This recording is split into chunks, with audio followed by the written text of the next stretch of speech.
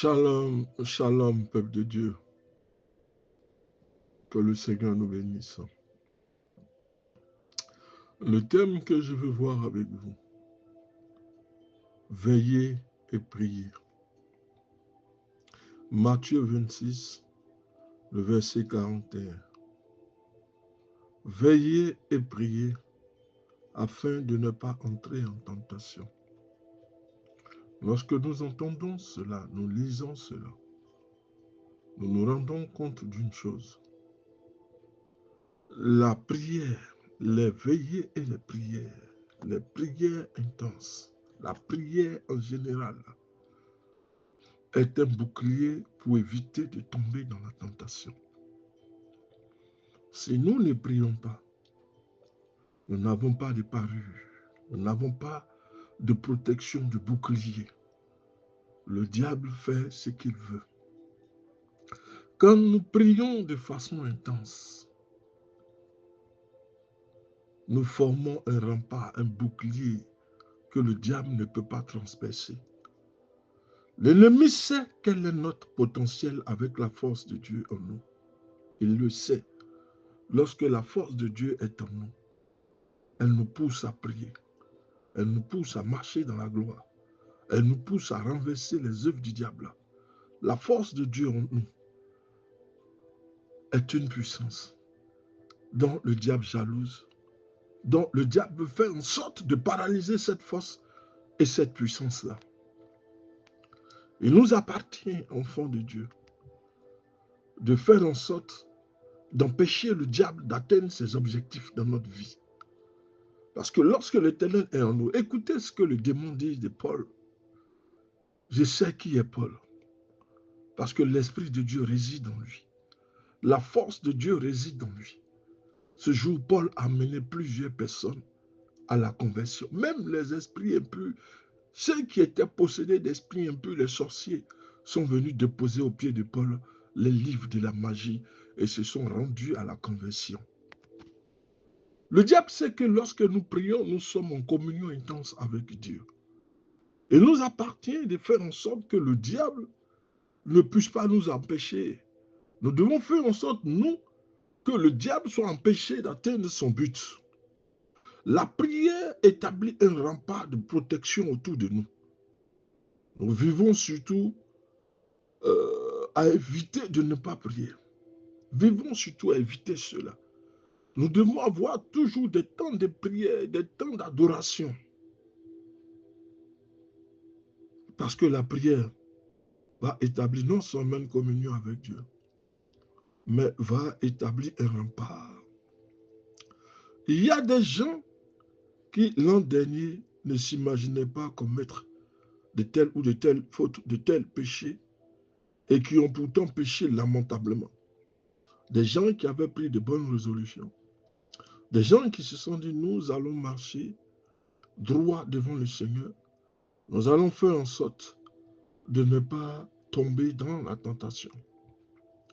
Si nous ne nous rendons pas compte de notre proportion naturelle à pécher, nous risquons de ne pas prier pour nous protéger. Nous serons alors une cible idéale pour les attaques de Satan. Parce que de par la nature, nous sommes déjà pécheurs. Et le péché est incarné en nous, existe en nous de par notre nature. Nous devons dégager cela par la présence du Saint-Esprit. Nous devons rentrer dans une communion incessante avec le Saint-Esprit. Nous devons prier pour instaurer la barrière infranchissable. D'aucuns avaient de bonnes intentions, mais au cours de l'année, ils ont fini tous par pécher, parce qu'ils n'ont pas prié assez. Ils n'ont pas érigé cette barrière de protection. Ils sont devenus une cible de Satan. Pendant les dernières heures que Jésus passa en compagnie de ses disciples, il les avertit du danger. Veillez et priez, afin de ne pas entrer en tentation. L'esprit est bien disposé, mais la chair est faible. Et dans ce message, un pasteur a un peu paraphrasé la phrase du Seigneur Jésus dans ses paroles en disant ceci. Demeurons sur le qui-vive. Si nous restons dans un état de prière continuelle, nous ne nous perdons pas dans les méandres de la tentation, sans même nous en rendre compte du danger. Paul écrit ceci.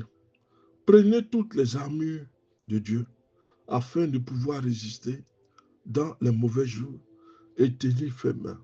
Après avoir tout surmonté, prions en toute occasion avec l'assistance du Saint-Esprit. Éphésiens 6, le verset 13 au verset 18. Notre nature est de nature pécheresse.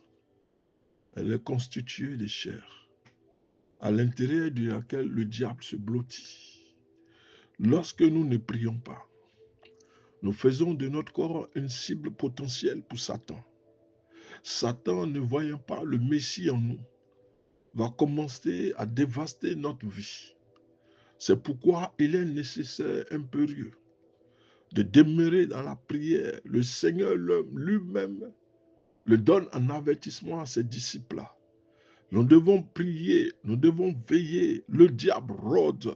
Ne rentrez pas en tentation parce que le diable cherche la partie faible de votre vie pour pouvoir la dévaster et rentrer en vous. Le diable cherche une porte.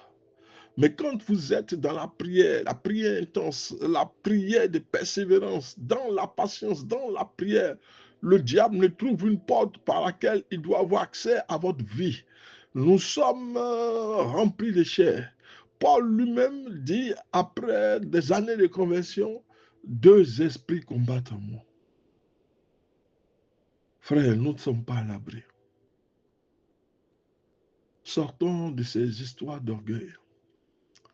L'orgueil en lui-même est déjà un péché et le diable trouve déjà une porte d'entrée. Nous devons rester sur le qui-vive. Nous devons mortifier les œuvres de la chair. Nous devons nous armer de toutes sortes d'armes que le Seigneur nous a dit dans le livre d'Éphésiens. L'arme la plus efficace de l'ennemi pour nous faire trébucher, c'est nous-mêmes. Notre vieil homme charnel, qui a besoin d'être traîné chaque jour au pied de la croix pour y être crucifié. Et la prière est le moment où nous pouvons le faire de manière plus efficace. Crucifier notre vieille chair, notre vieil homme, le détruire. Ce qui est passé ne doit plus revenir. Ce que nous étions autrefois doit être détruit. Nous devons faire place à la puissance de l'Esprit. Nous devons laisser l'Esprit de Dieu marcher en nous. Il ne marchera plus en dehors, mais il marchera à l'intérieur. Ce qui veut dire que nous devons faire de notre corps un temple pour la puissance de l'Esprit de Dieu. L'Esprit de Dieu doit se sentir à l'aise. N'attristons pas l'Esprit. Détruisons le vieil homme. La prière est le moyen le plus efficace pour détruire la vieille chair. Lorsque nous sommes dans la présence de Dieu, nous nous voyons comme le Seigneur nous voit. À la minute où nous nous repentons devant le Seigneur met en lumière ce qui ne va pas en nous. Et le Seigneur nous en débarrasse. Le Seigneur nous restaure dans la communion avec lui. Si nous cessons de prier, notre protection spirituelle disparaît aussi. Il est donc important, enfant de Dieu, il est important d'examiner à nouveau quelles sont les priorités dans notre vie, d'effectuer quelques changements qui sont nécessaires. Devons nous prosterner devant le Seigneur. Nous devons confesser tout ce que nous avons fait comme faute. L'Éternel est juste pour nous pardonner. N'écoutons pas Satan qui va nous dire tu as péché, tu as fauté. Le Seigneur ne t'écoutera plus. Pour toi est terminé. Non. Tant que tu vis, va te repentir au pied de la croix. Demande au Seigneur de t'aider, de te restaurer. Ce qui est une sorte d'obstacle devant toi, prie le Seigneur pour qu'il t'en débarrasse, pour que tu sois agréable. La prière érige une barrière, n'oublie pas ça. Veille et prie. Par la prière, tu es en train d'ériger une barrière. Une barrière par laquelle le diable ne peut pas passer, ne peut pas franchir. Reste constamment dans la prière. N'arrête pas, ne cesse pas de prier. L'Éternel rétablira la communion avec toi. Lorsque le Saint-Esprit est rétabli et la communion est rétablie avec le Seigneur, tu deviens un rempart que le diable ne peut attaquer. L'Esprit de Dieu va mettre autour de toi, va ériger autour de toi une limite que le diable ne peut dépasser. Que le Seigneur vous bénisse. Le pasteur Samuel.